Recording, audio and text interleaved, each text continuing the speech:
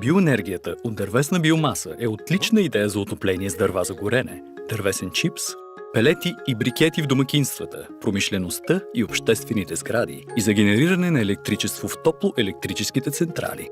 Дървесината е възобновяем източник на енергия, важен за местното енергийно снабдяване. Тя е идеален източник за понижаване на енергийната зависимост от нефт, въглища и газ, от региона за региона. България е страна богата на гори и повечето дървесина идва директно от гората. Допълнителни източници са разсадниците с бързо растящи дървесни видове и остатъците от дървообработването. Как може биоенергията да бъде конкурентен бизнес модел, заместващ използването на изкопаемите горива? Може ли да се използва устойчиво? Може ли да се използва за благосъстоянието на човечеството и природата? На първо място, надеждното снабдяване играе централна роля за потребителите и все още не винаги е гарантирано. За да се използва биоенергията като възобновяем енергиен източник, тя трябва да бъде устойчиво управлявана от добиването й в гората до изгарянето й. Това гарантира високо качество на дървесните биогорива и дългосрочната им наличност. Това е от съществено значение за биоенергията, за да бъде екологично чист енергиен източник на бъдещето. Голяма част от дървесината се изнася. Но вътрешния пазар на биоенергия има и потенциал за създаване на регионални производствени вериги. Тя е икономически изгодна алтернатива на изкопаемите горива, внасящи се отвън.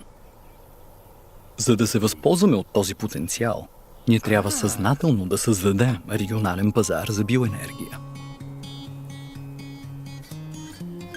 Центровете за логистика и търговия с биомаса са ключа към постигането на тази цел. Те организират снабдяването, преработването и доставянето на дървесни биогорива.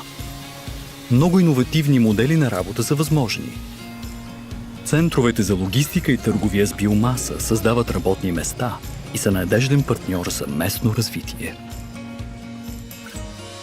Центровете за логистика и търговия с биомаса са регионални центрове за снабдяване на дървесина от собствениците на гори и дървообработвателната промишленост за задоволяване на търсенето от малки и големи консуматори.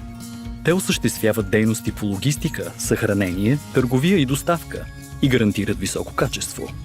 Като резултат, на местно ниво започва да се развива устойчива снабдителна верига. Разбира се, някой трябва да започне. Трябват пионери.